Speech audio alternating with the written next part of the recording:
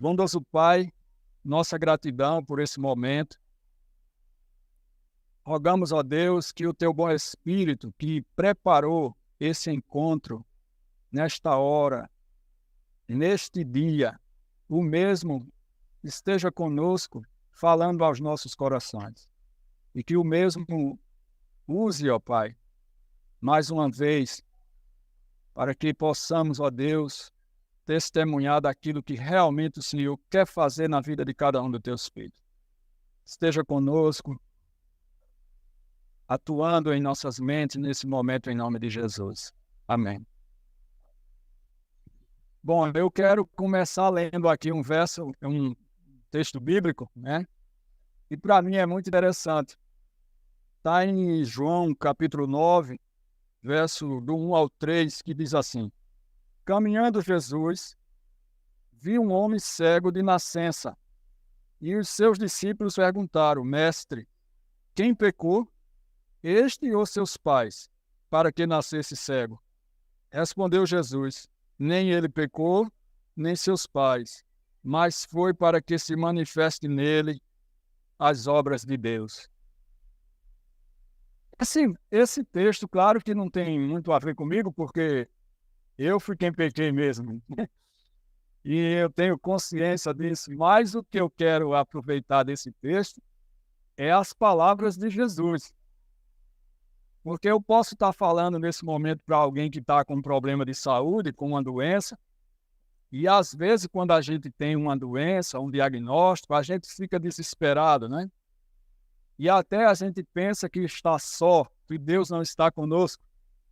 Mas, queridos, que a sua doença hoje seja uma oportunidade para que Deus manifeste as suas obras na sua vida.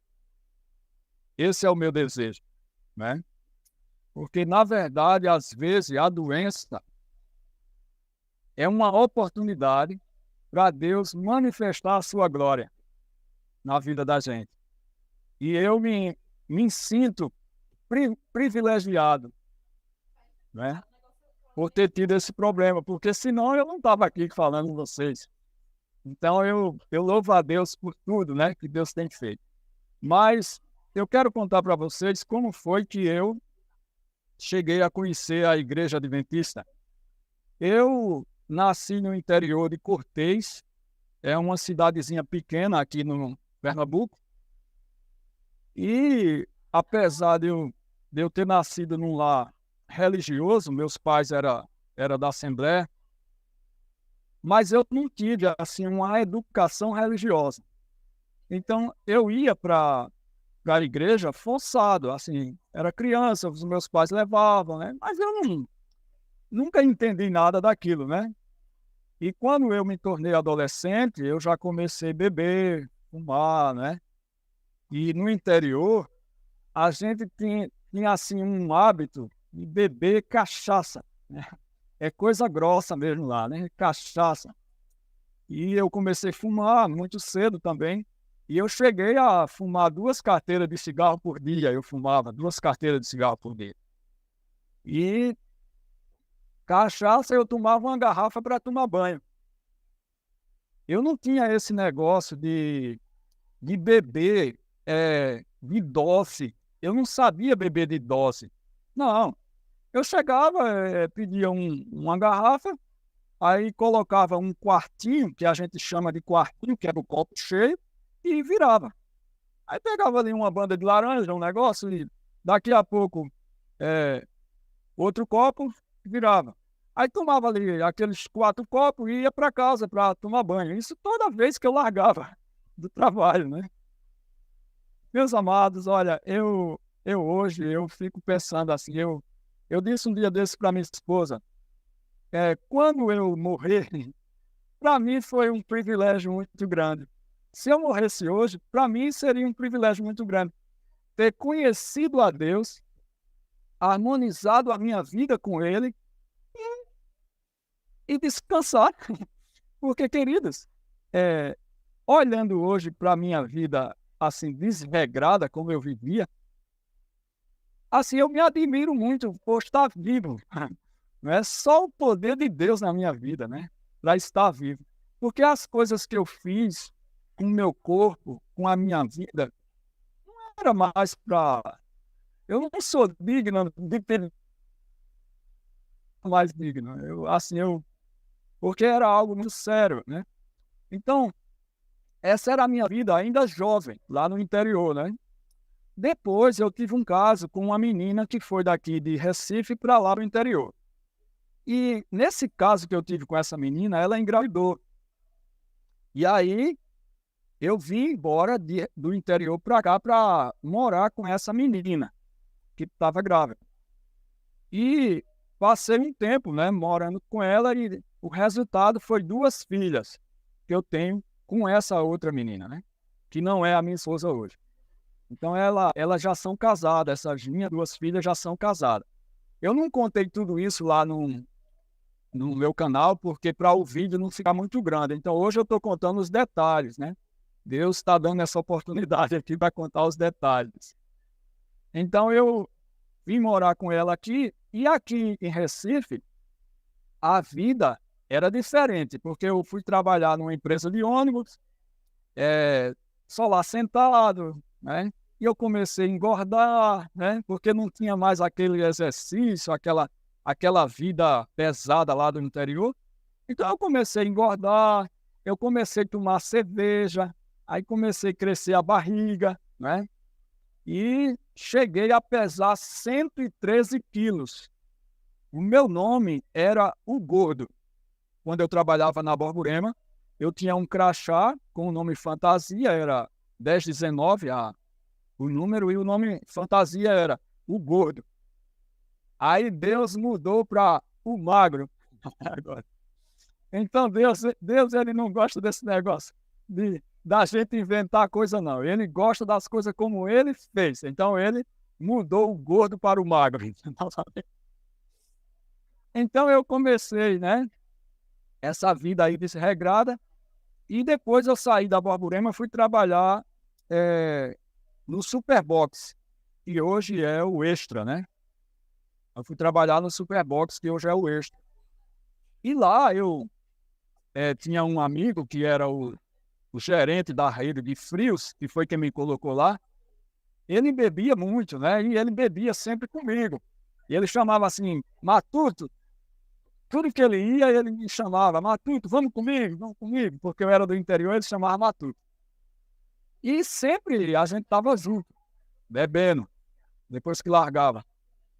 E quando foi um dia, isso foi até num sábado, né? Eu estava lá com ele na barraca, e a gente, depois que largava, sempre ia para essa barraca.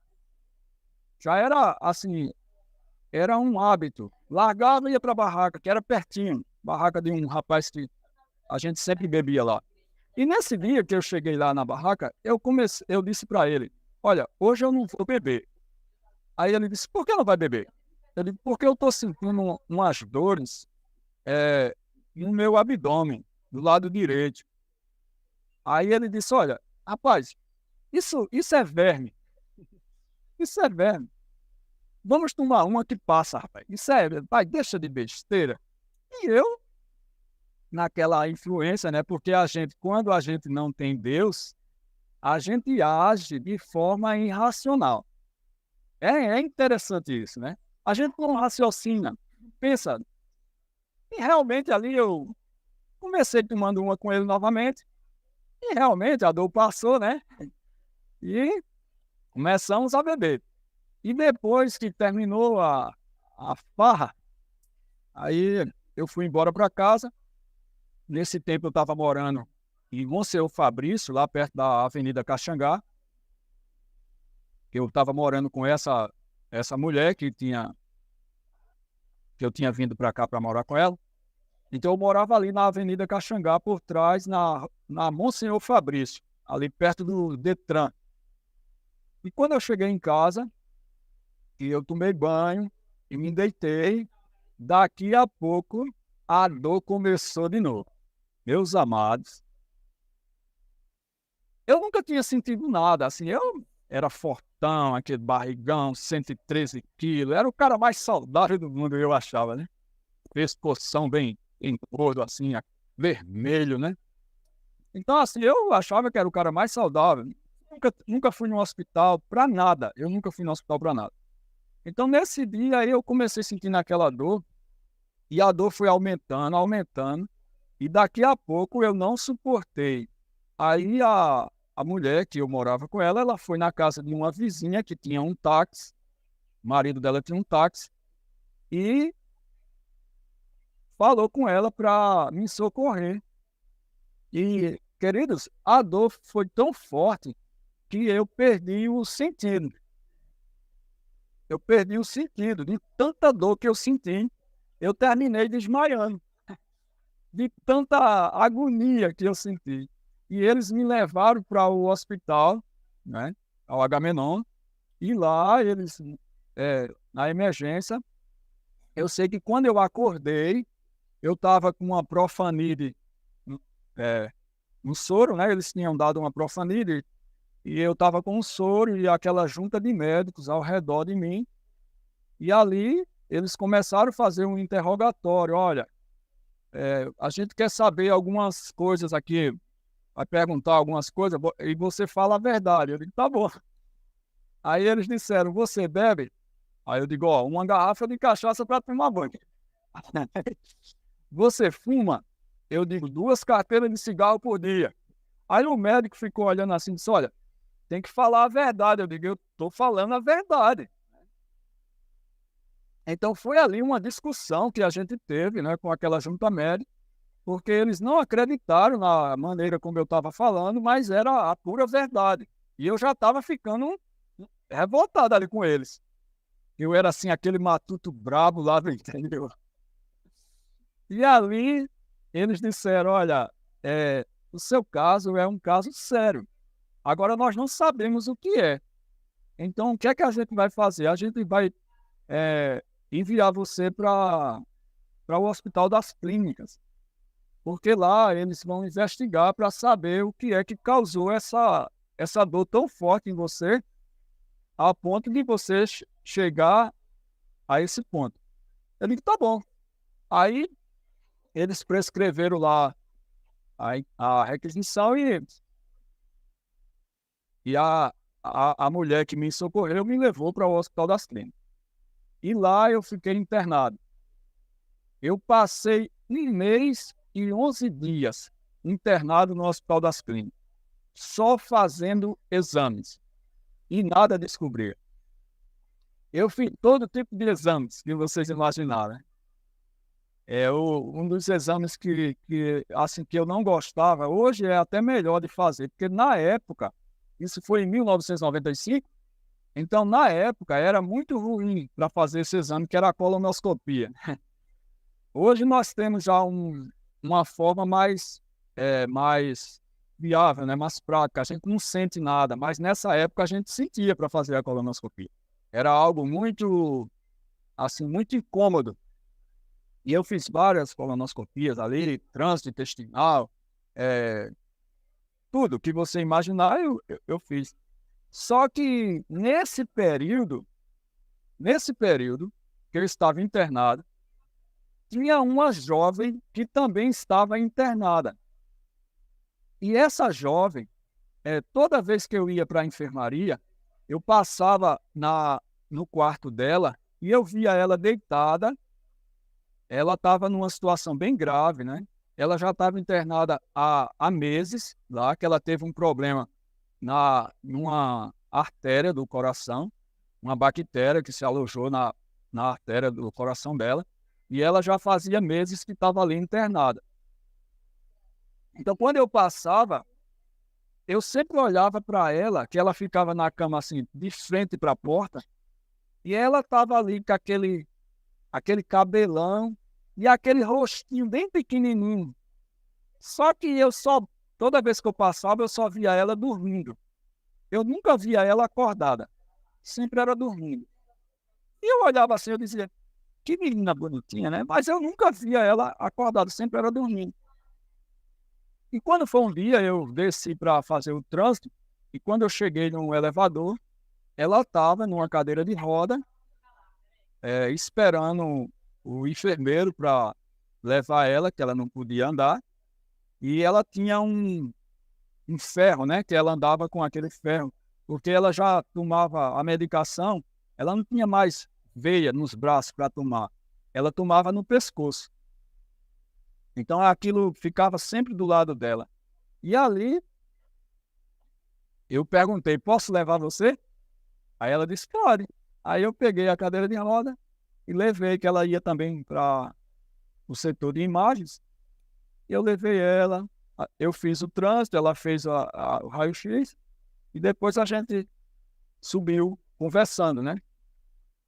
Subiu conversando, e a partir daí a gente começou um contato.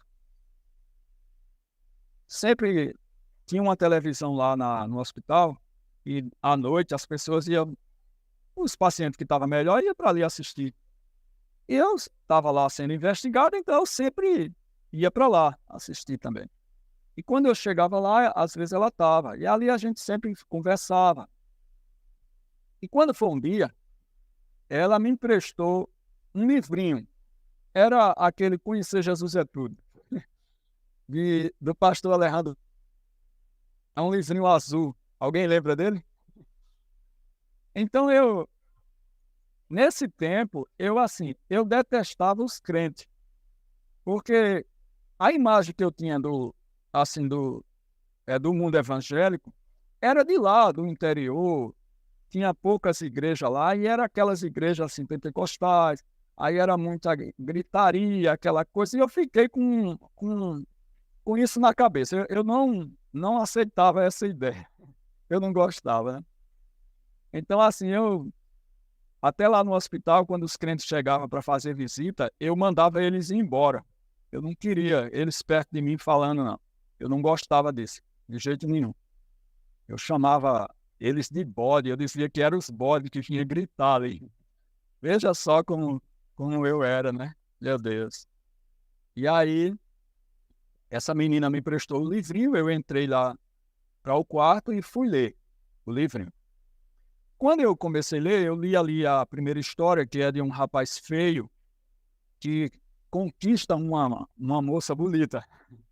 E ele paga a faculdade dessa moça, né? E sem ela saber. E isso, eu nunca esqueci essa história. Parecia assim que eu já sabia algo dessa história, que era muito interessante a história.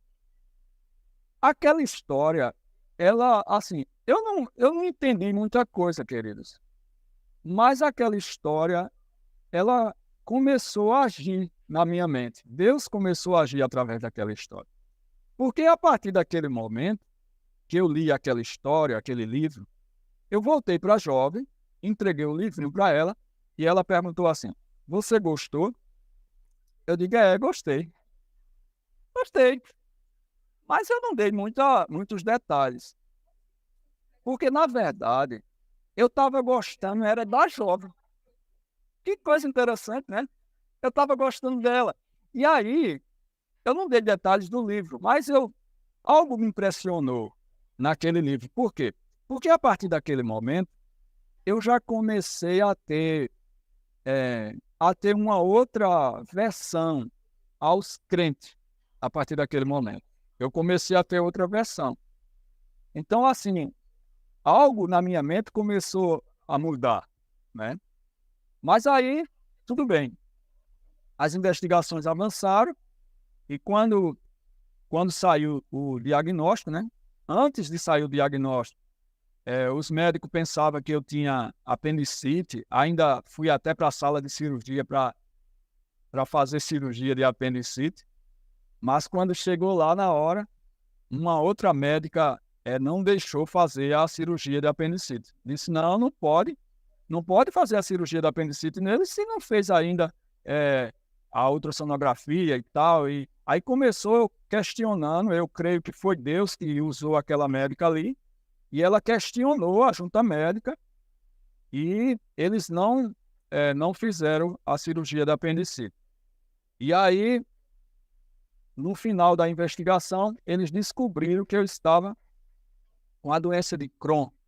Eu não sabia nunca o que era isso, né? Nunca ouvi nem falar, doença de Crohn. E aí eles disseram para mim o que era uma doença autoimune e que ela estava em um grau muito avançado e ela não tinha cura, dependia de um tratamento para o resto da vida e que eu nunca poderia fugir daquele tratamento, porque se eu fugisse do tratamento, eu poderia comprometer o intestino delgado todo, né? Porque a retocolite ulcerativa é a inflamação no intestino grosso. A doença de Crohn é no intestino delgado. E a doença de Crohn ela pode comprometer todo o intestino. É tão sério, assim, é uma das inflamações do intestino mais agressiva que existe, a doença de Crohn. Assim, para quem não conhece, a doença autoimune é quando o seu sistema de defesa ele perde a função normal e ele começa a agir de forma anormal. Porque o sistema de defesa ele foi criado para nos defender. Na doença autoimune, no lugar dele defender, ele ataca a gente, né? E ele ataca o órgão mais fragilizado. No meu caso, como assim, eu bebia muito e comia muita carne, muita gordura, então o intestino era o órgão mais fragilizado, né? Então, assim, eu entendi realmente o que era a doença quando eles explicaram ali, e eu peguei a medicação, eles prescreveram a medicação na farmácia do estado. Eu lembro como hoje, eu fui lá, peguei a medicação para 2 meses, e quando eu fui embora, conversei com a jovem, né, que já estava de alta, eu ia voltar para o interior, porque quando eu saí do hospital, eles disseram que não tinha mais o que fazer comigo ali. Eu tinha que ir para casa e agora continuar o tratamento, porque não tinha mais o que o hospital fazer, né? E fez toda aquela imagem da doença para mim, né? Que deixa a gente meio amedrontado, deixa a gente com medo, né? Porque eles fazem assim um bicho da doença, né? E ali eu conversei com a jovem e disse para ela, olha, eu estou de alta já, eu estou voltando para o interior, porque como eu estava com esse problema, aí quando minha irmã foi me buscar lá no hospital, aí ela perguntou para mim, você quer voltar para casa de mãe no interior? Porque eu estava morando com uma mulher aqui em Recife. Mas como eu estava com esse problema, então a minha irmã perguntou, você quer voltar para casa de mãe? Porque lá fica melhor para a gente cuidar de você. Eu digo, tá bom. Aí eu voltei para casa da minha mãe, deixei a mulher para lá. Deixei a mulher para lá e fui embora para casa da minha mãe, lá em Cortês novamente. E com 15 dias, aí eu voltei para fazer ambulatório. A minha irmã me trouxe para fazer ambulatório e para fazer o teste do Mantoux. E aí, quando eu voltei, eu tive uma surpresa muito grande. Porque, assim, essa jovem, ela estava numa situação muito séria. O problema dela era um problema muito delicado.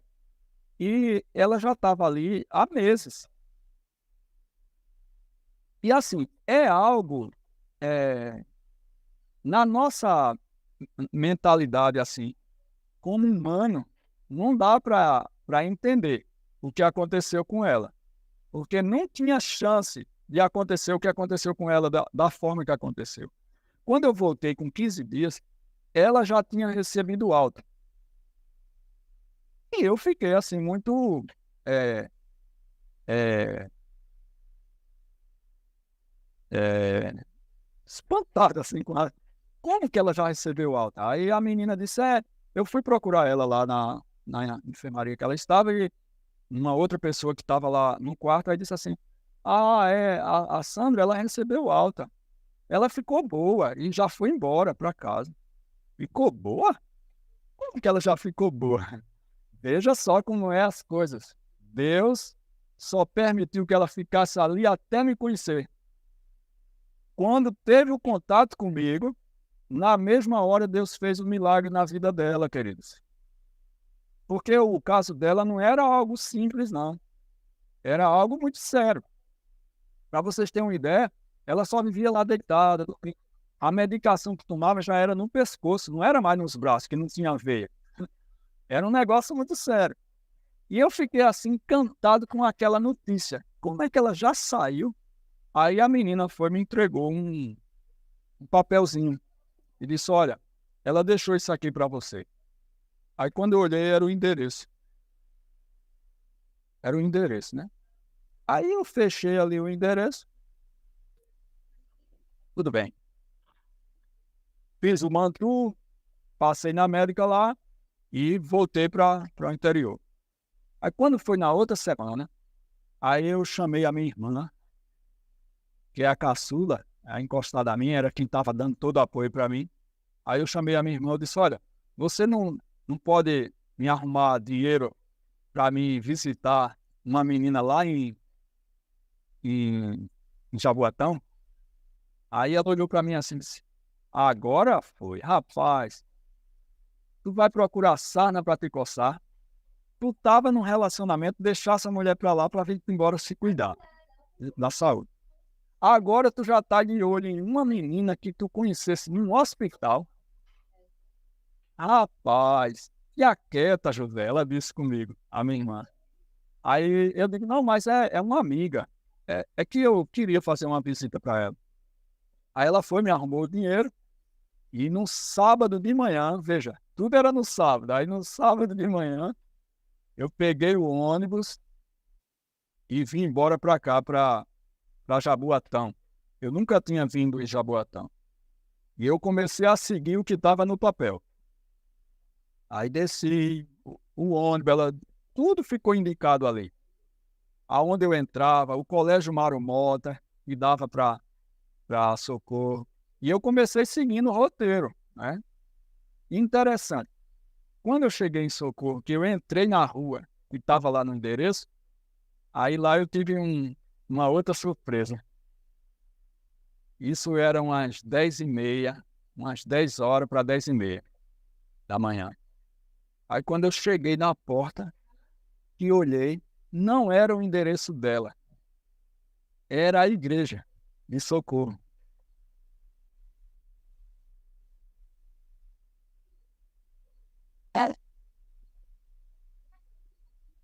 E aí ela estava na porta, com o cabelo arrumado, toda assim, é,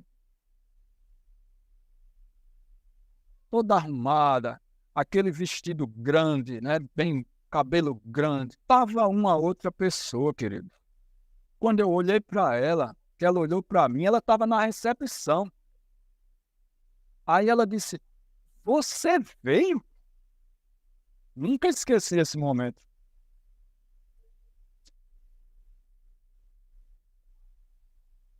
Eu digo: vim, estou aqui. É a sua casa? Ela disse: não, é a igreja. Aí ela disse: pode entrar.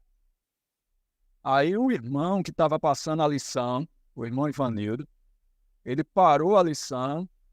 Ele já sabia do meu caso, que ela, em uma visita que ele foi fazer para ela, lá no hospital, ele era uma pessoa, assim, que pregava mensagem de saúde constantemente. Ele fazia a obra médico-missionária, esse irmão. E ele tinha visitado ela, nesse período que ela estava internada, e eu também, e ela já tinha falado do meu caso para ele. E ele tinha dito para ela que isso não era problema, eu poderia viver bem e uma vida normal com esse problema. Porque ela falou que eu estava muito desesperado e aquela coisa toda. E aí, quando o irmão me viu, o irmão já sabia quem era. Ele já sabia. E parece até que ele já esperava que eu chegasse. Porque quando ele me viu, aí ele olhou para mim e disse: você é o José, né? Aí eu olhei para ele assim, eu digo, sim. Ele disse, sente-se, seu lugar está aqui. Eu olhei para ele, interessante, queridos, que eu sentei naquele lugar, era Deus dizendo, seu lugar está aqui. E faz 28 anos que eu estou sentado no lugar que Deus mandou eu sentar. Louvado seja Deus.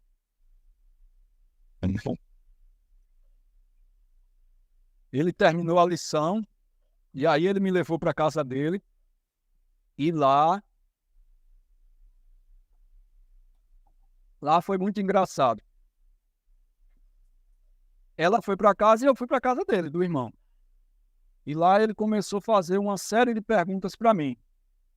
Ele dizia, olha, você come carne? Eu dizia, como. Aí ele dizia, olha, vai ter que deixar a carne. Aí eu olhava assim para ele, eu nunca ouvi falar sobre isso, né? Aí ele disse, você come açúcar? Aí eu digo, sim. Aí ele disse, vai ter que deixar o açúcar. Você toma café? Aí eu digo, sim. Aí ele disse, vai ter que deixar o café. Aí eu peguei no braço dele assim, eu digo, olha, e eu vou comer o quê, afinal?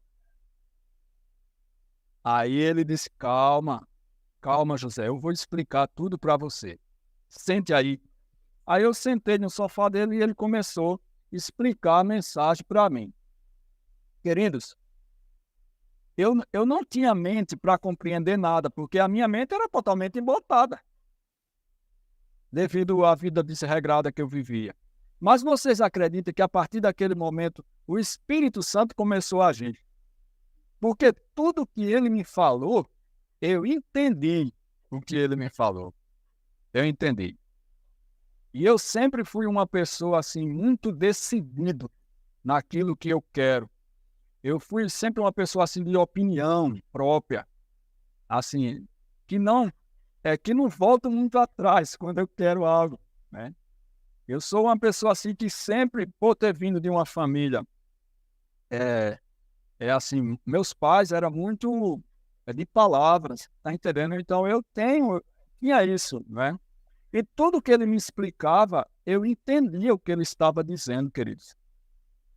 Era como que Deus estivesse tirando a nuvem que estava na mente e fazendo eu entender. Não era como que era assim o que Deus estava fazendo, né? E ele começou a me explicar, né, que o meu corpo estava inflamado e que se eu tirasse o que era inflamatório, ele deu uma aula de naturopatia para mim ali, que eu não sabia de nada disso, né? E o irmão não era formado em nada. Ele não era formado em nada, mas ele deu uma super aula, né, para mim, e eu entendi tudo ali. E aí ele me prestou vários livros. Ele prescreveu algumas coisas para mim que eu deveria fazer no papel, prescreveu tudinho direitinho, e ele disse, olha, se você fizer essa mudança na sua vida, você pode ter uma vida normal, José, e você pode viver tranquilo. Não se preocupe, Deus vai curar você. Aí eu ficava com aquilo na mente.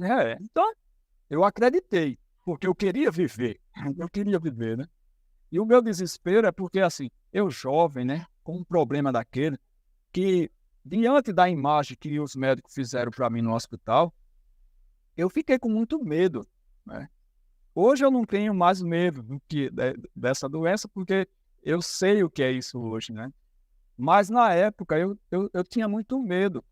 E, queridos, um dos maiores problemas da doença autoimune, principalmente as doenças de Crohn, retocolite, é o medo.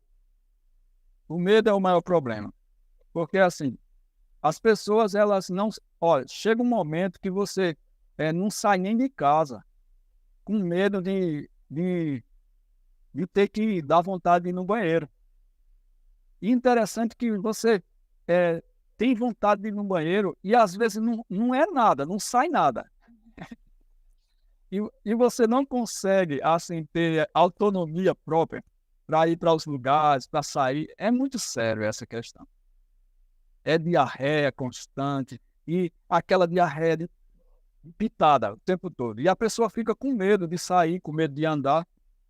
É uma coisa muito séria. Então, naquele período, eu comecei entendendo o que ele estava explicando e ele me prestou um livro grande. Foi o primeiro livro de saúde que eu li.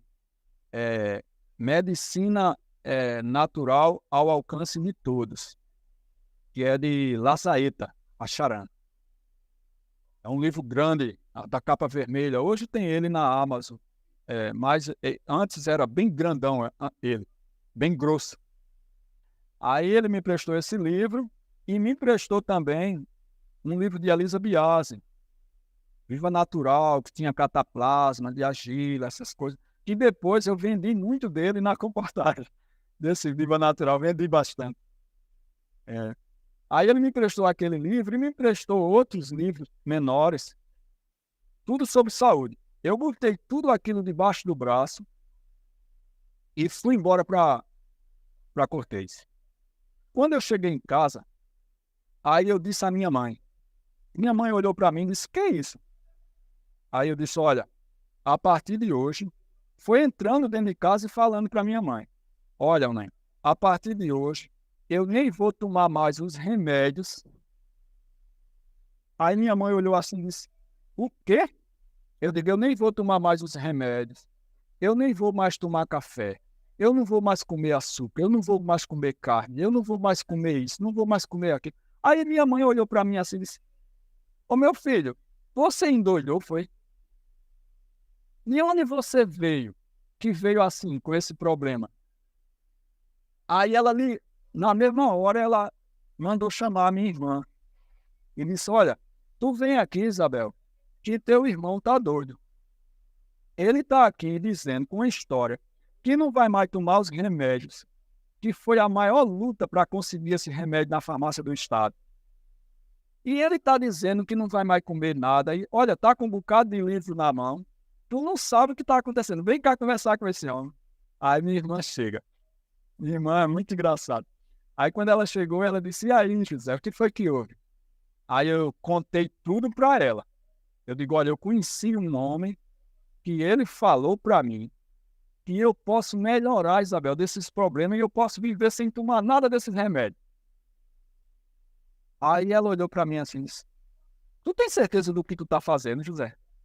Tu sabe a dificuldade que foi para a gente pegar esses remédios, para fazer iniciar esse tratamento. Tu visse o que o médico disse.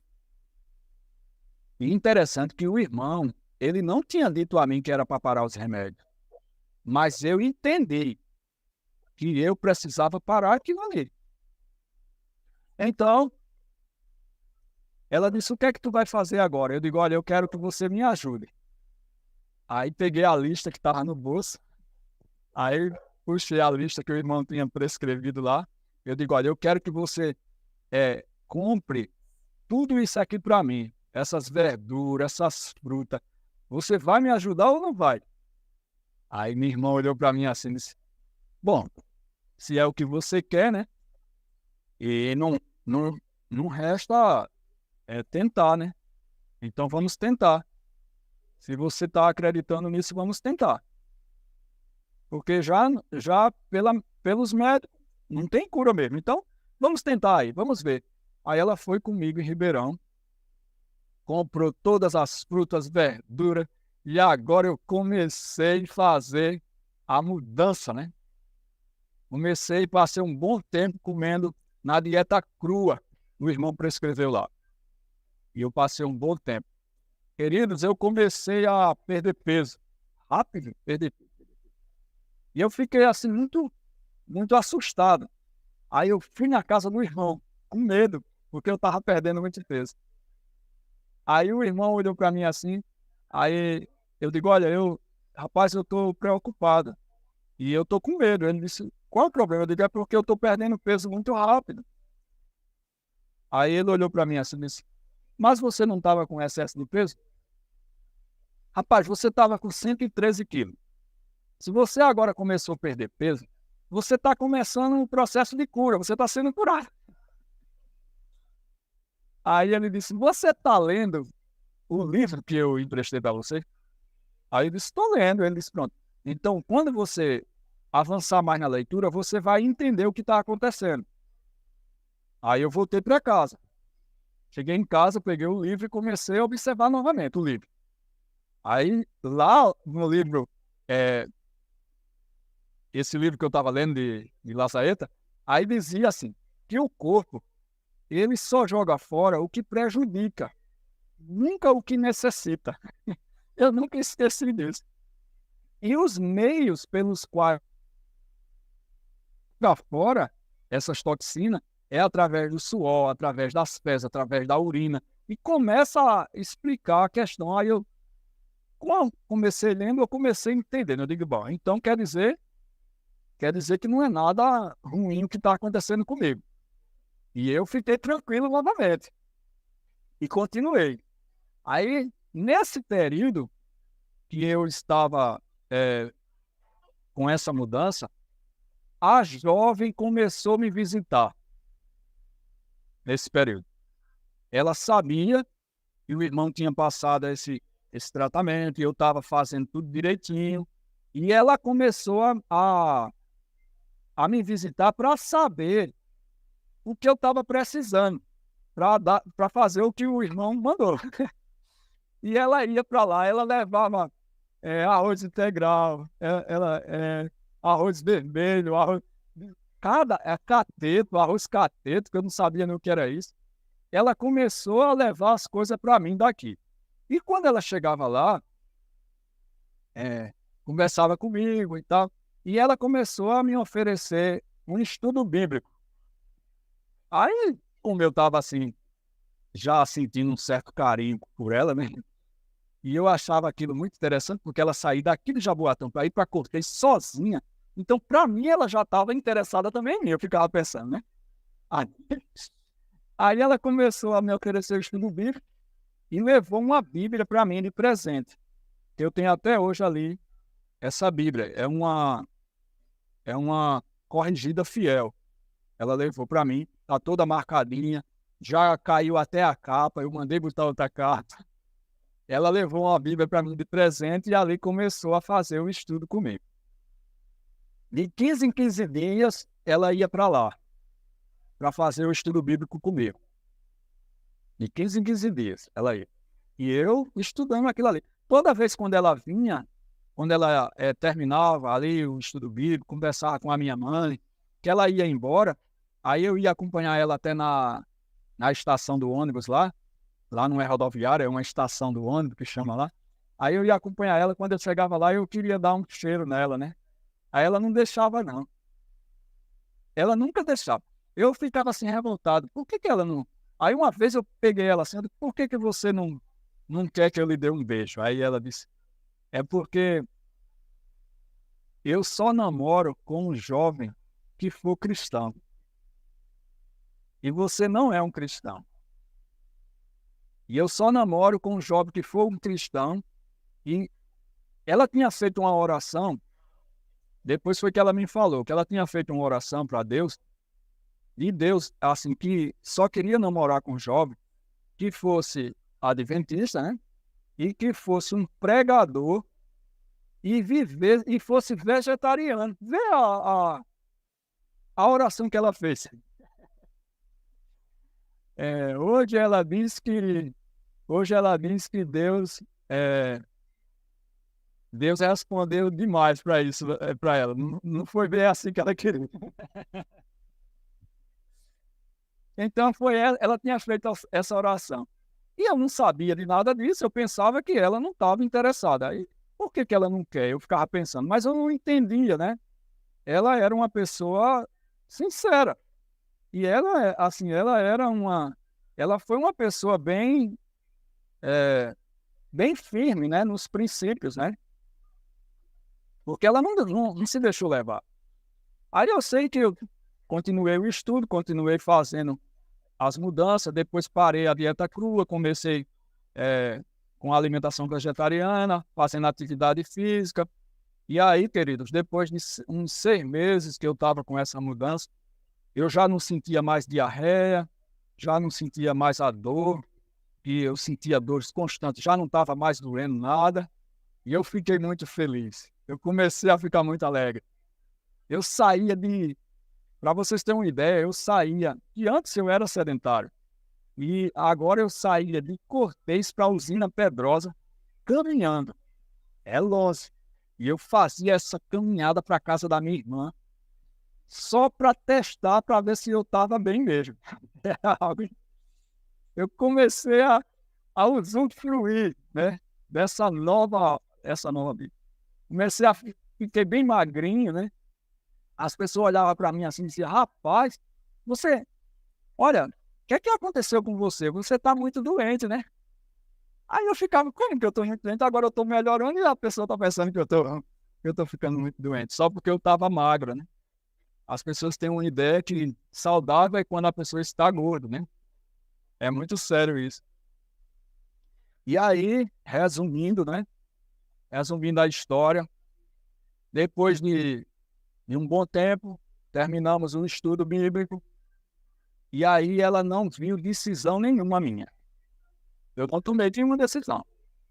Fazendo o estudo, lendo a Bíblia, já estava orando, mas não tinha tomado decisão nenhuma para me batizar. Aí ela foi e disse assim, o que é que está faltando para você tomar o passo para o batismo? Você já não estudou? Eu digo, já. E você não entendeu? Eu digo, entendi. E por que você não quer? Eu digo, porque eu não quero, eu não senti vontade. Aí ela olhou para mim assim, aí ela disse, olha, toma isso aqui. Aí ela puxou da bolsa o Grande Conflito. Compacto. Tá ali guardado até hoje. Um compactozinho. Ela puxou o Grande Conflito da bolsa e disse, toma isso aqui. Quando você lê esse livro aqui, ou você toma uma decisão, ou então você desiste de vez. Aí eu olhei para ela assim, eu digo, poxa, o negócio é sério assim, é? Rapaz, quando ela disse aquilo, na minha mente ficou uma impressão. Isso aí é algo muito sério e eu preciso ver o que é isso. E eu cheguei em casa, peguei o livro e comecei a comer o Grande Conflito. Meus queridos, não cheguei nem na metade. Nem na metade. Sabe qual foi a parte que me tocou para entender que tudo que eu estava lendo ali era verdade? Parecia assim que eu estava vendo um filme passando na minha mente. Aí tem uma parte que Ellen White fala das igrejas, né, em que os líderes, eles constroem os templos nas grandes avenidas, né, para enganar os fiéis. Né? Interessante. E eu comecei a me lembrar de onde eu vivia, lá em Monsenhor Fabrício antes, tinha um templo lá, que era até da Universal, que era todo de vidro, na Avenida Caxangá, que fechou por causa da vizinhança que impediu por causa do barulho que era esse templo, né? Foi fechado. E eu me lembro, era muito bem. E era tão bonito assim, porque chamava atenção. Então eu comecei a ligar uma coisa com a outra. E eu comecei entendendo realmente a questão. Foi ficando claro. Tudo que eu estava lendo foi ficando claro. Eu digo, rapaz, isso aqui, isso é de Deus mesmo. Isso. Como é que ela sabia disso? Comecei a indagar. E ali, meus amados, eu avançando na leitura, aquilo na minha mente foi formando uma visão diferente. E eu comecei entendendo que tudo que eu estava lendo ali era verdade. Tudo. Eu digo, poxa, eu tenho que... Aí na hora assim eu digo, poxa, eu tenho que ser dessa igreja. Eu tenho que ser dessa igreja. Isso aqui é a verdade mesmo, não tem outra verdade não. Aí fechei o livro, troquei de roupa no sábado e fui-me embora para Ribeirão. Cheguei em Ribeirão, em Cortês não tinha igreja ainda. Hoje tem uma igreja em Cortês e é a igreja mais bonita da Associação Pernambucana, a igreja que tem em Cortês. E essa igreja está lá por causa desse indigno que um dia Deus alcançou. Então, só tinha igreja em Ribeirão e na Barra de Guabiraba. Aí eu fui para Ribeirão procurar a igreja, sem a jovem saber, sem nada. Não disse nada para ninguém. Fui embora no sábado de manhã. Aí quando cheguei lá, aí procurei o irmão, o diretor era o irmão Sebastião da Pasta, era o ancião da igreja. Aí ele estava abrindo lá a igreja na hora que eu cheguei. Cheguei cedo, porque a jovem já tinha dito que os cultos eram no sábado, pela manhã. Aí eu cheguei cedo. Eu fui decidido, irmãos. Ali Deus estava chamando. Não tinha como. Quando a gente ouve o chamado de Deus, não tem como recuar, não, irmãos. Não tem como. E eu cheguei na frente da igreja, era o pai de Sidney, Dilma. O pai de Sidney, o irmão Sebastião da Pasta. Era o pai dele. Era a família de Sidney que tomava conta da igreja nessa época. Aí eu cheguei lá, aí o irmão Sebastião disse, bom dia, feliz sábado. Eu disse, bom dia. Aí ele disse, você é de onde? Eu digo, eu sou de Cortês. Eu vim me batizar. Aí ele olhou para mim assim e disse, veio o quê? Eu digo, eu vim me batizar.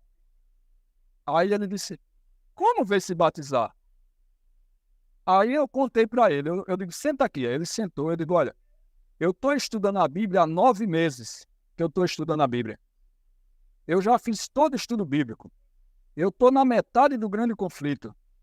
Aí contei a história que a jovem vinha me trazer, dar estudo bíblico para mim, que eu tinha um problema de saúde, conhecia a mensagem. Aí contei toda a história para ele. Aí ele disse, mas hoje não tem batismo, porque o pastor não está aqui hoje e tem que marcar o batismo. Aí eu digo, olha, o senhor não entendeu, não? Se eu não me batizar hoje, eu posso não me batizar mais. Aí, como ele ouviu eu dizer que estava com problema de saúde, e ele entendeu assim que eu estava muito doente, eu acho que ele ficou com medo, né? Aí, na mesma hora, o irmão Sebastião da Pasta disse assim, tá bom, Silviane, Sidney, vocês tomam conta aí, faz o culto aí, que eu vou levar esse jovem para a Frecheira, onde está o pastor Godinho, para batizar ele hoje.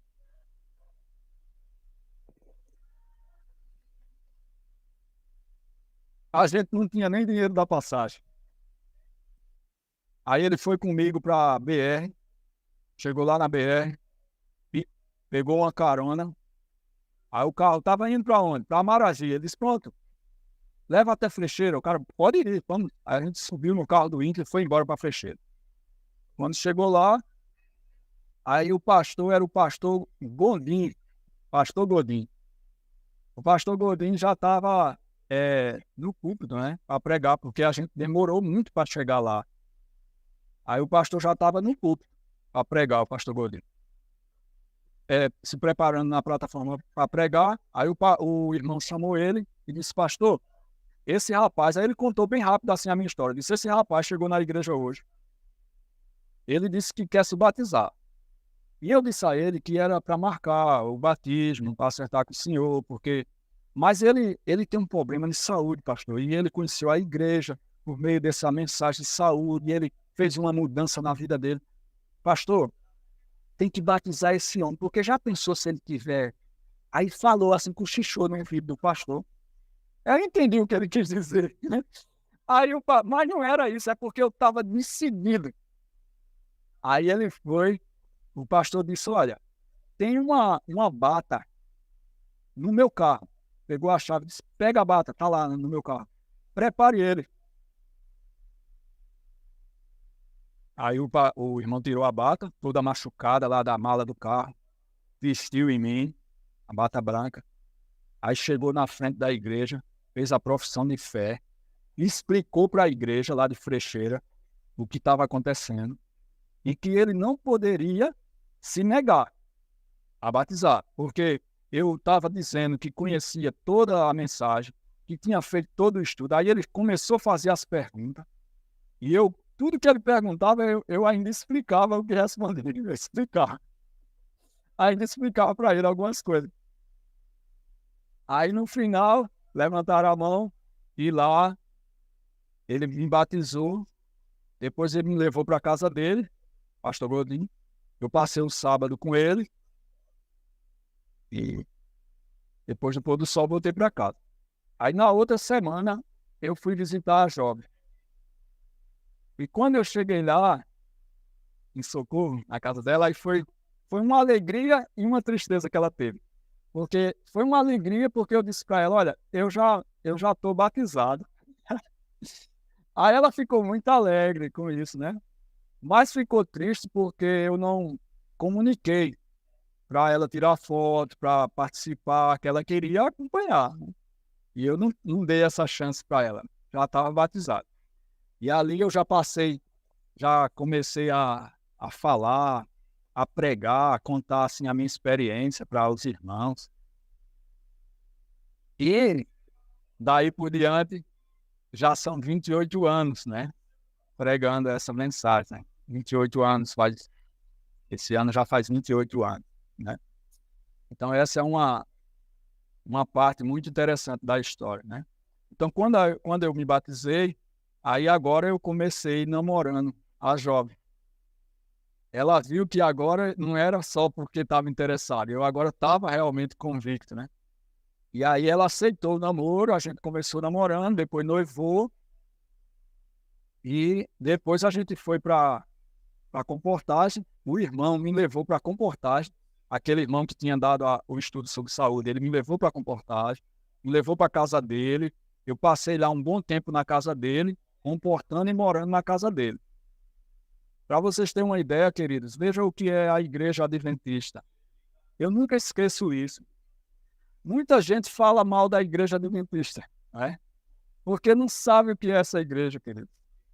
Queridos, esse irmão, ele me levou para morar na casa dele, sem me conhecer.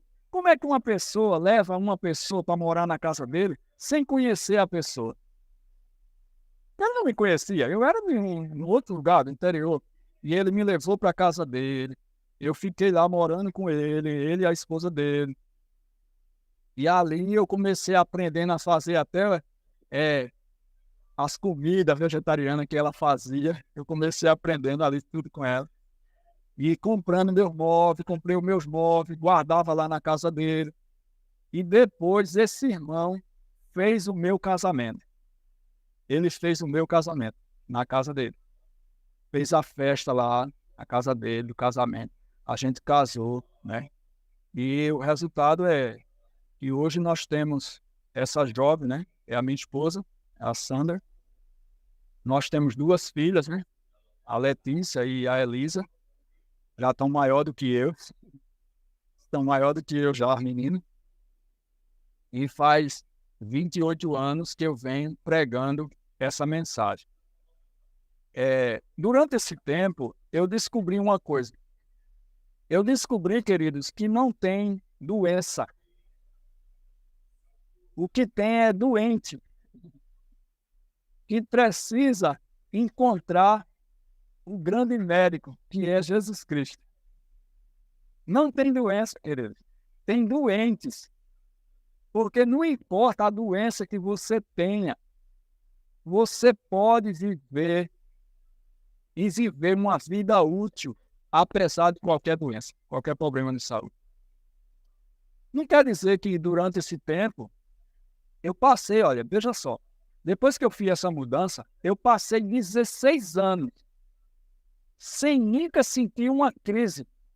16 anos eu passei, sem nunca sentir uma crise, sem tomar nenhuma medicação e sem sentir nada. 16 anos eu passei na minha vida. Depois de 16 anos, aí eu veio estresse, eu trabalhando com moto, aquela coisa toda. Aí comecei a sentir estresse novamente, aí veio as crises novamente. E eu voltei para o hospital, comecei o tratamento. Aí depois saí da crise, deixei o tratamento para lá. A minha vida durante esses 28 anos foi assim. E hoje eu vivo uma vida normal, sem medo da doença. Eu não tenho medo mais da doença. Hoje eu sei lidar com isso de uma forma tranquila. Às vezes tenho crise séria. Às vezes vou até para a UPA, buscar o socorro, né? Porque só quem não sente nada, queridos, é o defunto, porque já está morto. A gente que está vivo, a gente sempre vai sentir alguma coisa. Porque o corpo em funcionamento, ele já causa problemas. Então, hoje eu não tenho, assim, receio de dizer isso, nem vergonha, não. Às vezes eu sinto crise, vou para a UPA, sou socorrido, já tive crise séria, né? Às vezes tem que voltar para o hospital, investiga, toma medicação, não tem problema, toma medicação, sem problema. Mas, assim, eu não tenho mais o medo que eu tinha da doença de Crohn. Não. Quando eu voltei para fazer a investigação, depois de 16 anos sem sentir nada e sem pisar no hospital, depois que eu voltei para fazer a investigação, a médica perguntou assim: o que você estava tomando esse tempo? Eu digo: nada, não estava tomando nada. Aí a residente disse assim: como é que pode ele passar esse tempo todinho sem tomar nada com a doença de Crohn? Aí a médica ficou lá explicando, né? Que às vezes ela fica em remissão e não sei o que, fica lá, é como se tivesse adormecida. Aí ela deu lá uma explicação, né? Mas assim, eu não tenho mais aquele medo, aquele receio. E nem tenho problemas com... Eu vivo hoje pregando, né, essa mensagem, né? Pregando essa mensagem, contando essa bênção. Quantas pessoas a gente tem ajudado durante esses 28 anos com problemas de saúde, principalmente com problemas igual a esse, né? O Diego está ali rindo, né? O Diego, né? O Diego é meu irmão querido, né? O Diego conheceu a mensagem de saúde, hoje é um grande bereano aí, né? Devido à influência da gente, né? Louvado seja Deus, né? Então, assim, eu tenho hoje certeza de uma coisa: que Deus, ele tem um plano para a vida de cada pessoa. Deus tem um plano para a vida de cada pessoa.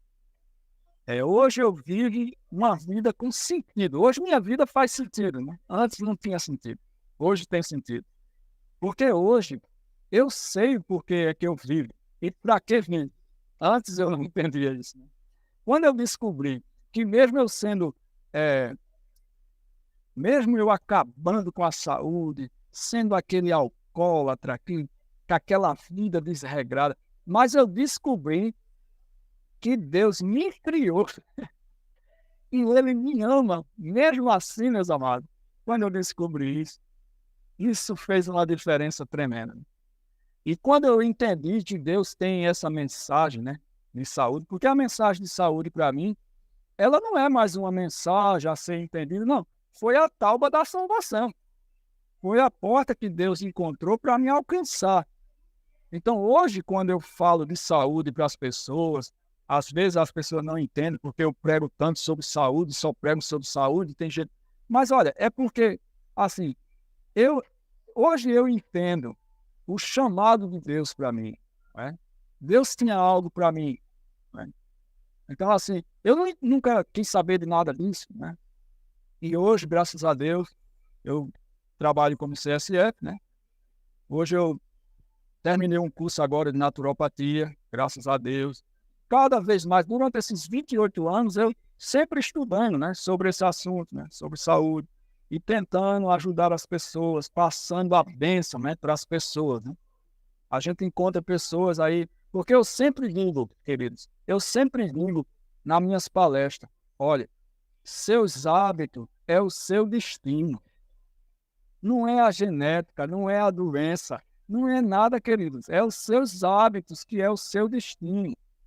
Eu tenho encontrado pessoas com problemas sérios de saúde, querido, todo dia quando eu saio.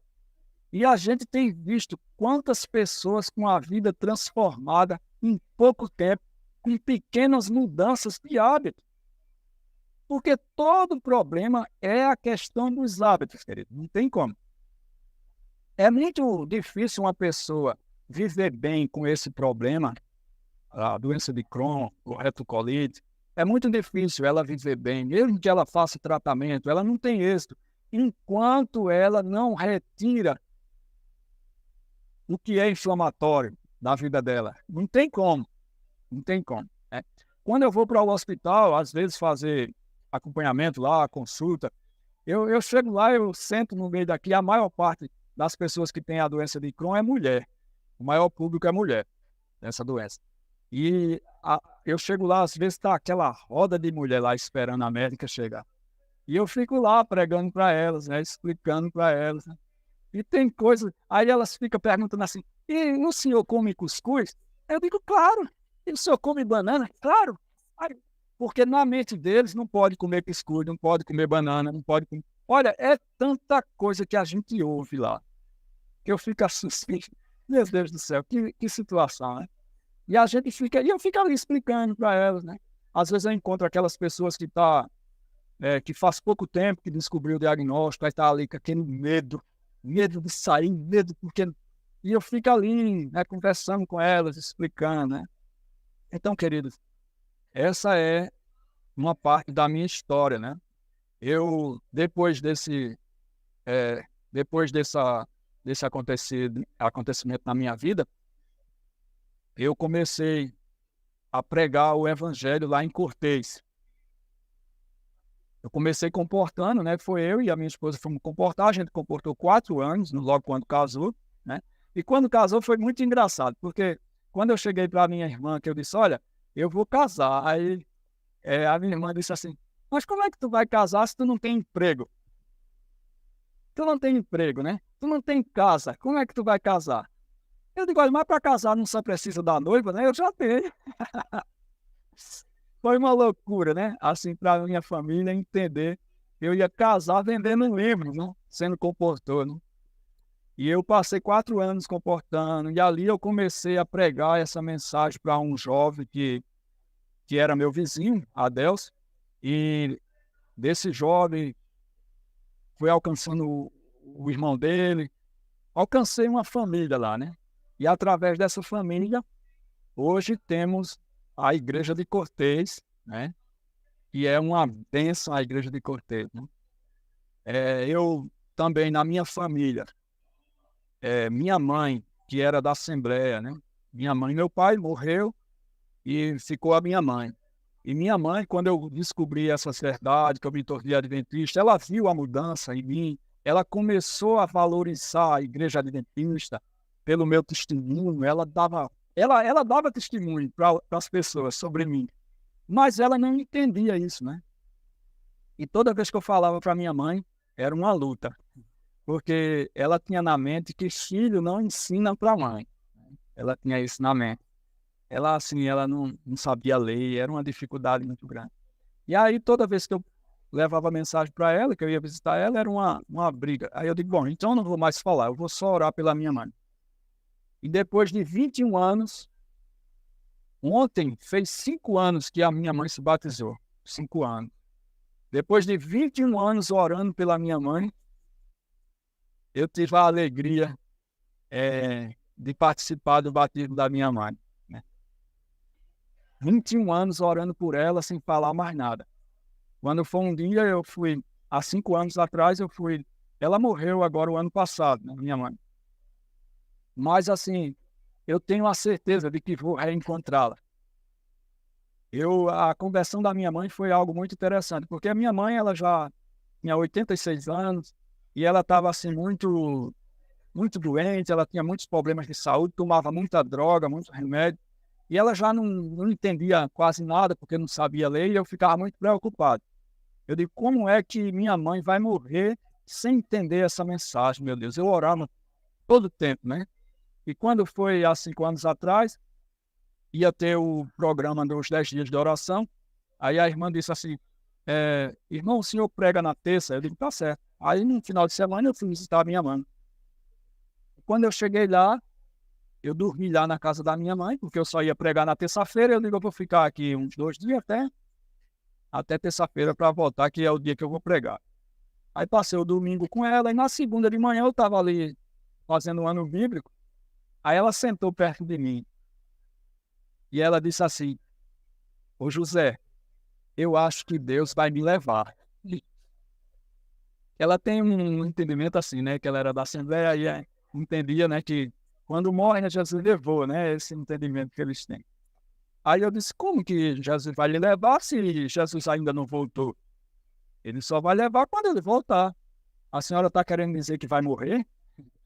Aí ela ficou olhando. É porque eu estou sentindo, meu filho, que eu estou ficando muito cansada, ela disse. Aí ali eu comecei falando da volta de Jesus para ela. E depois eu falei do sábado. E ali, depois de 21 anos orando, ali minha mãe se rendeu ao Espírito Santo. Ela começou chorando. E ali ela pediu perdão. Ela disse, meu filho, peça perdão a Deus por mim. Ela disse, por viver todo esse tempo transgredindo os mandamentos. A partir de hoje eu vou guardar o sábado. Ela disse, meus amados, olha, se você ora por alguma causa, só tem uma condição para você receber a resposta. É continuar orando. Não tem outra condição, meus amados. 21 anos orando pela minha mãe. Eu já achava que ela não entendia mais, que ela não tinha como entender a mensagem. Mas Deus fez um milagre na mente da minha mãe. E a minha mãe entendeu a mensagem, se batizou. Eu tive várias oportunidades de pregar olhando para minha mãe lá na igreja de Ribeirão, várias vezes, né? Ela dormiu no Senhor, mas eu tenho a certeza de reencontrá-la. Com certeza, né? Então, assim, essa é um pouco da minha história, né? Que o tempo, assim, já está muito avançado, né? Mas essa é a minha história. Então, eu espero que você que ainda não entendeu a mensagem de saúde, você possa entender, meus amados. A mensagem de saúde é o braço direito da mensagem do terceiro anjo. E, assim, hoje eu entendo porque é que as pessoas têm dificuldade de entender essa mensagem, até mesmo na nossa igreja.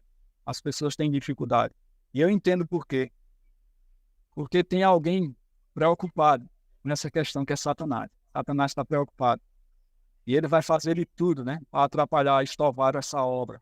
Porque ele sabe o que essa obra pode fazer. O que a mensagem pode fazer. Né? Essa é a mensagem que vai abrir as portas para a verdade no nosso tempo, querido. Que vai quebrar os preconceitos, né? Que vai quebrar as barreiras, né? Então, por isso que Satanás faz de tudo para que as pessoas não compreendam essa mensagem. E a gente vê pessoas morrendo à míngua, simplesmente por hábitos errados, né?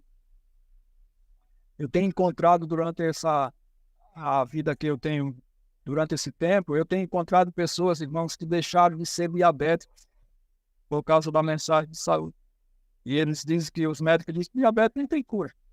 Já encontrei pessoas que hoje não são mais diabéticos. Né? Então, assim, não tem nada que Deus não possa fazer. E se você tem algum problema de saúde, você está desesperado, queridos, Deus pode mudar a sua história também. Né? Porque imaginem vocês, quando eu digo que seus hábitos é o seu destino, eu sempre faço essa pergunta. Você imagina, se eu não tivesse conhecido a Deus e não tivesse mudado os meus hábitos, eu não estaria aqui nesse momento. Onde estaria eu hoje, né?